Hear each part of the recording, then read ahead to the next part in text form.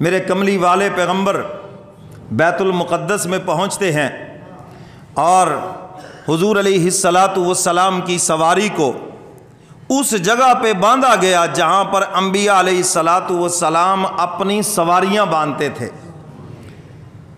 اور میرے کملی والے پیغمبر جب اندر داخل ہوئے، آدم علیہ الصلاۃ والسلام نے استقبال کیا، ابراہیم علیہ الصلاۃ والسلام نے استقبال کیا، حضور علیہ الصلاۃ والسلام کو سینے سے لگایا۔ کہہ دو سبحان اللہ۔ میرے محترم سامعین، انبیاء علیہ الصلاۃ والسلام عرض کرتے ہیں ہم نے اپنے اپنے دور میں عبادت کی ہے، آج ہم اکٹھے ہو گئے تو کیوں نہ ہو آج سارے مل کر اللہ کی عبادت کریں۔ سبحان اللہ۔ اور وہاں پر 2 رکعت نماز ادا ہوئی، اذان ہوئی، اقامت ہوئی۔ اب نظریں اٹھ رہی ہیں امامت کون کرائے؟ آدم علیہ الصلاۃ والسلام کی طرف نظریں اٹھ رہی ہیں، پوری انسانیت کے باپ ہیں اور یہ حق رکھتے ہیں امامت کرائیں۔ کبھی حضرت نوح علیہ الصلاۃ والسلام کی طرف نظریں اور کبھی حضرت ابراہیم علیہ الصلاۃ والسلام کی طرف، یہ جد الانبیاء ہیں، یہ حق رکھتے ہیں آج امامت کرائیں۔ جبریل امین نے میرے کملی والے پیغمبر کا ہاتھ پکڑا اور مصلی پہ کھڑا کر دیا۔ میرا کملی والا پیغمبر امام القبلتین، دونوں قبلوں کے امام، بیت المقدس کے بھی امام، بیت اللہ کے بھی امام، اور میرے کملی والے پیغمبر امام الانبیاء، تمام انبیاء کے بھی امام۔ حضور علیہ الصلاۃ والسلام نے نماز ادا فرمائی اور تمام نبیوں نے پیچھے نماز پڑھی۔ سلام پھیرنے کے بعد جبریل امین پوچھتے ہیں اللہ کے محبوب آپ کو پتہ ہے آپ نے کن لوگوں کی امامت فرمائی ہے؟ چونکہ کوئی 10-20 لوگ تو تھے نہیں، 1,24,000 یا 44,000 انبیاء علیہ الصلاۃ والسلام۔ عرض کیا اللہ کے محبوب آپ نے تمام انبیاء کی امامت فرمائی ہے اور سب نبیوں نے آپ کی اقتداء میں نماز ادا کی ہے، اور یہ عالم ارواح میں وعدہ تھا کہ جب میرا محبوب آئے گا سب کی نبوت ختم، میرے محبوب کی نبوت و عظمت کا ڈنکا بجے گا۔ عیسیٰ علیہ الصلاۃ والسلام بھی آئیں گے تو حضور کے امتی بن کر آئیں گے، اپنی شریعت کا پرچار نہیں کریں گے، حضور کی شریعت کا پرچار کریں گے۔ اچھا ایک مسئلہ بھی یہاں پہ عرض کر دوں، حضور علیہ الصلاۃ والسلام کے پیچھے جب سب نبیوں نے نماز پڑھی، حضور کے پیچھے سورۃ فاتحہ پڑھی یا خاموش کھڑے رہے؟ سوچ کے جواب دیں۔ خاموش کھڑے رہے۔ کیوں؟ کہ سورہ فاتحہ قرآن کریم میں ہے اور قرآن میرے کملی والے پیغمبر پہ نازل ہوا، اور باقی نبیوں پر تو تورات، انجیل، زبور، صحیفے نازل ہوئے جس کے اندر سورہ فاتحہ نہیں ہے، تو سب نبیوں کی نماز بغیر فاتحہ کے ہو گئی یا نہ ہوئی؟ الحمدللہ ہماری نماز ہے نبیوں والی نماز، ٹھیک ہے نا جی۔ امام اعظم ابو حنیفہ رحمۃ اللہ علیہ نے اسی لیے تو اس مسئلے کو لیا ہے کہ امام کے پیچھے سورہ فاتحہ نہیں پڑھیں گے، قرآن کی آیت پہ عمل کریں گے۔ وَإِذَا قُرِئَ الْقُرْآنُ، فرمایا وَإِذَا قُرِئَ الْقُرْآنُ فَاسْتَمِعُوا لَهُ وَأَنصِتُوا لَعَلَّكُمْ تُرْحَمُونَ۔ جب قرآن پڑھا جائے، جب قرآن پڑھا جائے، نماز ہو یا غیر نماز ہے، کوئی بھی مجلس ہو، وَإِذَا قُرِئَ الْقُرْآنُ فَاسْتَمِعُوا لَهُ وَأَنصِتُوا لَعَلَّكُمْ تُرْحَمُونَ۔ جب قرآن پڑھا جائے تو خوب کان لگا کر سنو، خوب کان لگا کر پورے دھیان سے، سنی انسنی کے مزاج سے نہیں۔ اس لیے قرآن کا پڑھنا سنت ہے اور قرآن کا سننا فرض ہے، یاد رکھنا، کیونکہ یہ حکم قرآن کریم سے ہے، کان لگا کر سنو۔ بہت سے لوگ تلاوت لگا لیتے ہیں اور اپنے کام میں لگ جاتے ہیں، بالکل حرام ہے، غلط ہے یہ۔ ادب سے قرآن کی تلاوت سنیں۔ تلاوت لگی ہوئی ہے، اپنی گپیں ہانک رہے ہیں بیٹھے، تلاوت لگی ہوئی ہے اور بیٹھے اخبار پڑھ رہے ہیں، تلاوت لگی ہوئی ہے موبائل پہ بیٹھے کھیل رہے ہیں، تلاوت لگی ہوئی ہے فیس بک چلا کے بیٹھے ہیں، یہ توہین ہے۔ جب قرآن کی تلاوت ہے تو ہر کام چھوڑ کر پورے ادب و احترام سے قرآن کریم کی تلاوت سنو۔ سمجھ آ گئی یہ بات کہ نہیں؟ تو قرآن کہتا ہے کہ جب قرآن پڑھا جائے تو کان لگا کے سنو، اور اگلی بات وَأَنصِتُوا، خاموش ہو جاؤ۔ وَأَنصِتُوا کیا ہو جاؤ؟ خاموش ہو جاؤ، خاموش ہو جاؤ۔ جب قرآن پڑھا جائے تو خاموش ہو جاؤ، کان لگا کے سنو، نہ اپنی کو بات کرنی ہے نہ قرآن پڑھنا ہے پیچھے، بلکہ کیا ہو جاؤ؟ خاموش ہو جاؤ۔ لعلکم ترحمون، تاکہ تمہارے اوپر رحم کیا جائے۔ گویا کہ رحم کے مستحق وہی لوگ ہیں جو خاموش ہو کر قرآن سنتے ہیں۔ سمجھ آ گئی بات کہ نہیں؟ تو اس لیے امام اعظم ابو حنیفہ رحمۃ اللہ علیہ فرماتے ہیں جب آپ امام کے پیچھے ہوں تو خاموش ہو جائیں، اور جب آپ خود امامت کرا رہے ہوں یا اکیلے نماز پڑھ رہے ہوں تو پھر سورۃ فاتحہ پڑھیں تاکہ حدیث پر بھی عمل ہو جائے۔ جب حدیث قرآن سے ٹکرائے تو قرآن پہ عمل ہوگا، اور جہاں پر حدیث قرآن سے نہیں ٹکرائے گی تو سارا حدیث کے اوپر عمل ہوگا۔ اب بظاہر نظر آ رہا ہے کہ یہاں پہ حالانکہ ٹکرا نہیں رہی، یہ لوگوں نے اس کا مفہوم غلط کیا ہے، میں سمجھانے کے لیے عرض کر رہا ہوں، تو اپنا مسلک بتانے کا تو حق ہے نا جی۔ اس لیے میں نے مسئلہ بتا دیا کہ امام کے پیچھے آپ نے خاموش کھڑے ہونا ہے۔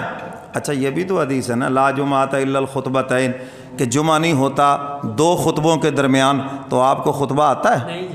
تو پھر آپ کو تو جمعہ ہی نہ ہوا، آپ کو خطبہ ہی نہیں آتا ہے، تو آپ کیا کہیں گے؟ جی مولوی صاحب کا جو پڑھا ہوا خطبہ ہے وہ سارے مجمع کے لیے کافی ہے، وہ سارے مجمع کی طرف سے پڑھ رہا ہے، ہم نے صرف سننا ہے۔ تو آپ بھی ساتھ پڑھتے ہیں جب میں پڑھتا ہوں؟ خاموش ہو کے بیٹھ کے سنتے، یہی حکم ہے۔ امام کا سترہ پورے مجمع کے لیے سترہ کافی ہے۔ سترہ کسے کہتے ہیں؟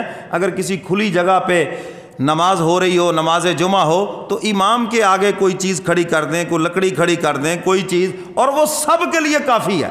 اگر باقی صفوں کے آگے سے کوئی گزر جائے تو کوئی گناہ گار نہیں، کیونکہ امام کے آگے وہ چیز کھڑی ہے۔ سمجھ گئے کہ نہیں؟ تو اب کوئی نہیں کہے گا کہ نہیں جی ہر بندے کے سامنے لکڑی ہونی چاہیے، ہر بندے کے سامنے فلاں چیز ہونی چاہیے۔ یہاں پر حدیث مبارکہ میں وضاحت ہے، امام کا سترہ سارے مجمع کے لیے کافی ہے، امام کا خطبہ سارے مجمع کے لیے کافی ہے، امام کی سورۃ فاتحہ پڑھی ہوئی سارے مجمع کے لیے کافی ہے۔ تو جی بات سمجھ آ گئی؟ ایک جگہ پہ جھگڑا ہو گیا اسی بات کا، ہیں جی، اس عالم دین نے بڑی خوبصورت بات سمجھائی، انہوں نے کہا جی ہمارے پاس دلائل ہے، چیلنج ہے، انعام ہے، یہ ہے وہ ہے، ہیں جی، امام کے پیچھے جناب فاتحہ پڑھنی ہے۔ اور میں دیکھو بھئی آپ سارے لوگ جھگڑا کریں گے، کسی کو بات سمجھ نہیں آئے گی، ایک بندہ منتخب کریں جو میرے سے بات کرے اور باقی ہم بیٹھ کے سن لیں۔ انہوں نے کہا جی ٹھیک ہے، یہ ہمارے مولوی صاحب آپ سے بات کریں گے۔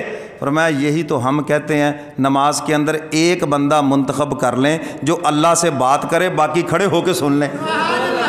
ہم بھی تو یہی کہتے ہیں، ہم کون سی آپ کو کوئی اور بات سمجھاتے ہیں؟ تو ادھر سے نہیں سمجھتے تو ادھر سے سمجھ جاؤ۔ تو میرے محترم سامعین، جب انسان اکیلا نماز پڑھے سورہ فاتحہ ضروری ہے، جب امام ہو سورہ فاتحہ ضروری ہے، اور جب مقتدی ہو تو پھر امام کی قرات وہی مقتدی کی قرات ہے۔ تو انبیاء علیہ السلام نے حضور کے پیچھے نماز پڑھی، کہہ دو سبحان اللہ۔ نماز کا سلام پھرا، حضرت آدم علیہ السلام اٹھ کے کھڑے ہو گئے، اللہ تعالیٰ کی حمد و ثنا کی، شکریہ ادا کیا، مولا تیرا شکر ہے تو نے مجھے پوری انسانیت کا باپ بنایا ہے، شکر ادا کیا۔ میرے محترم سامعین، تمام نبیوں نے شکر ادا کیا۔ اب انبیاء علیہ السلام کی تقریروں کا خلاصہ سناؤں تو بات تو بڑی دور چلی جائے گی۔ تو آخر میں میرے کملی والے پیغمبر نے اللہ کا شکریہ ادا کیا، میں رب کا شکر ادا کرتا ہوں جس نے مجھے اپنا محبوب بنایا ہے، میں رب کا شکر ادا کرتا ہوں جس نے میری امت کو بہترین امت بنایا۔ یہ بہترین امت کیوں ہے؟ اس لیے کہ اس کے ذمے ایک نبیوں والا کام لگا ہے۔ کون سا؟ امر بالمعروف نہی عن المنکر۔ پہلے یہ کام صرف انبیاء علیہ السلام کرتے تھے، اب حضور علیہ السلام کی ختم نبوت کے صدقے ہر امتی کے ذمے کام ہے، اچھائی پہ چلے بھی اور لوگوں کو اچھائی کی تلقین کرے، برائی سے بچے بھی اور لوگوں کو برائی سے بچنے کی تلقین کرے۔ وَتَوَاصَوْا بِالْحَقِّ وَتَوَاصَوْا بِالصَّبْرِ، یہ سب کے اوپر لازم ہے۔ اور ہم نے فلسفہ کیا یاد کیا؟ سانوں کی یہ جڑا جتھے لگیا انہوں لگیا رہن دیو۔ کوئی چوری کرنے پہ لگا ہوا، لگا رہنے دو جی اس کو۔ اللہ کے نبی فرماتے ہیں روکو، اور تم کہتے نہیں جی لگا رہنے دو۔ اور حضور علیہ الصلوۃ والسلام نے 3 درجے بیان فرمائے، فرمایا کوئی برائی ہو تو پہلا درجہ ہے طاقت سے روکو، طاقت سے، اور اگر فرمایا طاقت سے نہیں روک سکتے تو دوسرا درجہ ہے زبان سے روکو۔ کس سے روکو بھائی؟ زبان سے۔ اور اگر فرمایا زبان سے بھی نہیں روک سکتے تو پھر تیسرا درجہ یہ ہے کہ اس برائی کو اپنے دل میں برا جانو، ذالک اضعف الایمان، یہ ایمان کا کمزور ترین درجہ ہے۔ ہم تو اس سے بھی گئے گزرے ہونے والے ہیں، اللہ معاف فرمائے۔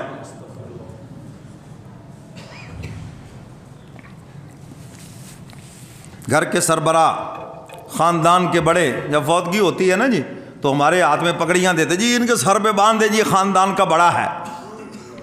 تو میں پھر ان کو سمجھاتا ہوں بھئی آپ نے برائی کو روکنا ہے بحیثیت بڑا ہونے کے۔ قیامت کے دن پوچھا جائے گا، ہر ایک نگہبان ہے، ہر ایک سے اس کی رعیت کے بارے میں سوال ہوگا۔ تو آپ سے بھی میں نے کہا سوال ہوگا، جب آپ خاندان کے بڑے ہیں، خاندان نے اتنے بڑے مجمع میں آپ کو بڑا مان لیا، آپ کے سر پہ پگڑی بھی باندھ دی گئی ہے، تو جو بھی خاندان غلط کام کرے آپ کے ذمے ہے۔ اگر طاقت سے روک سکتے ہو تو کھڑے ہو جاؤ، دیوار بن جاؤ بیچ میں، اور اگر طاقت سے نہیں روک سکتے تو کم از کم اپنی زبان سے ضرور روکو۔ میں نے کہا پھر تم بڑے کیسے ہو اگر تم روک ہی نہیں سکتے کسی چیز کو؟ اور اگر زبان سے بھی نہیں روک سکتے تو پھر تیسرا درجہ ہے اپنے دل میں برا جانو، ذالک اضعف الایمان، یہ ایمان کا کمزور ترین درجہ ہے۔ اور آج تو ہم اس سے بھی گئے گزرے، اگر کہیں بھی لو جی کون کہنے لگتا ہے جی، چھوڑو جی اولاد بڑی ہو گئی جی، کیسے ہم کہیں جی، ہم تو نہیں کہہ سکتے جی۔ ارے خدا کے بندو، اللہ کے لیے اگر کوئی تھوڑی سی مخالفت مول لے لی تو کون سا گھاٹے کا سودا ہے؟ اللہ کے لیے اگر تھوڑی سی بےزتی ہو گئی تو کون سی بات ہے؟ حق تعالیٰ بھی تو قیامت کے دن دیکھیں گے نا، میرے بندہ میرے لیے کیا قربانی دے کے آیا ہے۔ بار غافل یہ تیری ہستی نہیں، بار غافل یہ تیری ہستی نہیں، سوچ کہ جنت اس قدر بھی سستی نہیں۔ ہم نے جنت کو جتنا سستا بنا کے بیٹھ گئے نا، اتنی سستی نہیں ہے۔ حضرات صحابہ کرام سے پر اتنی بڑی قربانی نہ لی جاتی، وطن نہ چھڑوائے جاتے، بچے نہ ذبح کروائے جاتے، مخالفتیں نہ لینا پڑتی، سب کچھ ان کے پاس موجود تھا۔ وہ کہتے جی ہم نے تو کلمہ پڑھ لیا بس آرام سے بیٹھ جائیں، نہیں نہیں، کلمہ پڑھنے کے بعد ہر قربانی دینی پڑی، تب جا کے آسمان سے ان کو جنت کے سرٹیفکیٹ ملے ہیں۔ تو اس لیے میرے محترم سامعین، جس طرح کسی کو دکھانے کے لیے کوئی عمل کرنا یہ ریاکاری ہے، اسی طرح کسی کو دکھانے کے لیے کوئی عمل چھوڑنا یہ بھی ریاکاری ہے۔ کسی مجمع میں آپ نماز پڑھنے لگے ہیں جی، تو اب دل میں آ جائے جی یہ تو ریاکاری ہے جی، سارے کہیں گے جی یہ دیکھو سب کے سامنے پڑھ رہا، نہیں نہیں، کوئی ریاکاری نہیں، اللہ کا حکم پورا کر رہے ہیں۔ اب نماز تو پڑھنی ہے لیکن دل میں آ گئی کہ یہ لوگ کیا کہیں گے، ادھر کھانے کا ٹائم ہے، مولوی صاحب کو نماز کی پڑھی ہوئی ہے جی، چودھری صاحب کو نماز کی پڑھی ہوئی ہے، تو اس لیے چلو نماز چھوڑتے بعد میں پڑھ لیں گے۔ تو یہ لوگوں کی وجہ سے آپ چھوڑ رہے ہیں۔ لوگ کون ہوتے ہیں اللہ کی عبادت میں؟ جس کی وجہ سے عبادت کریں یا ان کی وجہ سے عبادت چھوڑیں، تو لوگوں کی وجہ سے عبادت کرنا بھی ریاکاری ہے اور لوگوں کی وجہ سے عبادت چھوڑنا بھی ریاکاری ہے۔ سمجھ آئیے بات کہ نہیں؟ جب اللہ کا حکم آ گیا، کون ہے؟ کوئی بیچ میں نہیں ہے، اللہ کے حکم کو ہر صورت پہ پورا کرنا ہے۔ یہ بات سمجھ آ گئی؟ حضور علیہ الصلوۃ والسلام نے اللہ کا شکر ادا کیا جس نے میری امت کو بہترین امت بنایا، اولین آخری امت بنایا، اولین آخری، فرمایا آئی تو آخر میں ہے اور جنت میں اول جائے گی، کہو انشاءاللہ، سب سے پہلے جائے گی جنت میں۔ اور جنت کی جو صفحے ہیں، جنتی لوگوں کی جو صفحے ہیں وہ کل 120 ہیں، اور جس میں سے 80 صفحے امت محمدیہ کی ہیں، 40 صفحے 1,24,000 یا 44,000 امتوں کی ہیں، اور امت محمدیہ کی 80 صفحے ہیں، ایک ہی امت کی۔ ہم یہاں بیٹھے فتوے لگا رہے ہیں جی یہ گستاخ رسول ہے جی، یہ جناب مرتد ہے جی، یہ جی مشرک ہے جی، یہ جی حضور کو نہیں مانتا، یہ تو فلانا ہے۔ دیکھ لو جنت میں حضور کی امت کی تعداد زیادہ ہے، حضور کی امت کی تعداد زیادہ ہے جنت میں، اور انشاءاللہ یہ جنت میں زیادہ ہی جائے گی۔ اللہ اکبر۔ آپ کسی کو جنتی بنائیں تو کمال کی بات ہے، اچھے بھلے مسلمان کو کیوں کافر بنا رہے ہو، کیوں اس کو گستاخ بنا رہے ہو، کیوں اس کو مرتد بنا رہے ہو، کیوں اس کو دین سے دور کر رہے ہو؟ خدا کے بندو، جو آ گیا خدا کے گھر کے اندر اس کا فضل شامل حال ہوا ہے تو وہ آیا ہے، اور پتہ نہیں کون سا عمل اللہ کے دربار میں اس کا قبول ہو گیا جس پر اس کی بخشش کا فیصلہ ہو گیا، ہمیں کیا علم ہے؟ تو اس لیے کسی کے متعلق بدگمانی نہ کریں۔ حضرت تھانوی رحمۃ اللہ علیہ کی خدمت میں کوئی بتاتا نا جی فلاں آدمی فوت ہو گیا، عام کاروباری آدمی ہوتا، دنیا دار ہوتا، تو حضرت فرماتے ہیں اللہ کی رحمت سے امید ہے بخشش ہو گئی ہوگی، ہیں؟ یعنی دیکھو کس قدر اچھی سوچ، مثبت سوچ، کہ فرمایا بغیر کسی بات کے بتایا جی وہ جی اس کی تو داڑھی نہیں تھی جی، وہ تو جی نماز روزے میں بھی سستی کرتا تھا، فرمایا وہ غفور الرحیم جو ہے اور یہ اس کی مخلوق ہے، اس نے اپنی شان رحمت سے معاف کر دیا ہوگا۔ یہ ہے لوگوں کے بارے میں اچھا گمان کرنا، ظن المومنین خیرا، ہمیں حکم ہے مومن کے بارے میں اچھا گمان کرو، اور ہم یہاں بہت جی یہ تو بڑا بے ایمان آدمی سی، یہ تو ایسے تھا، تمہیں کیا معلوم اس کا کون سا عمل خدا کے دربار میں قبول ہو گیا ہو اور اس کی بخشش کا فیصلہ ہو گیا ہو، اور ہمارا کون سا گناہ جس پہ ہماری پکڑ ہو جائے۔ اللہ ہم سب کو محفوظ فرمائے۔ تو فرمایا کہ میری امت سب سے پہلے جنت میں جائے گی، تعداد بھی اس کی زیادہ ہوگی، اور حضور علیہ الصلاۃ والسلام فرماتے ہیں میں اللہ کا شکر ادا کرتا ہوں جس نے مجھے اپنا محبوب بنایا ہے۔ انبیاء علیہ الصلاۃ والسلام کی امامت کے بعد جب آپ نے اللہ کی حمد و ثنا کی، حضرت ابراہیم علیہ الصلاۃ والسلام اٹھ کے کھڑے ہو گئے، فرمایا سنو بھائی، یہی ہے میرے محبوب کی شان، یہی ہے کملی والے پیغمبر کی شان، جس کی وجہ سے اللہ نے ہمارے سب کے اوپر ان کو فضیلت دی ہے۔ حضور علیہ الصلاۃ والسلام فرماتے میرا سفر پھر آگے جاری ہوا،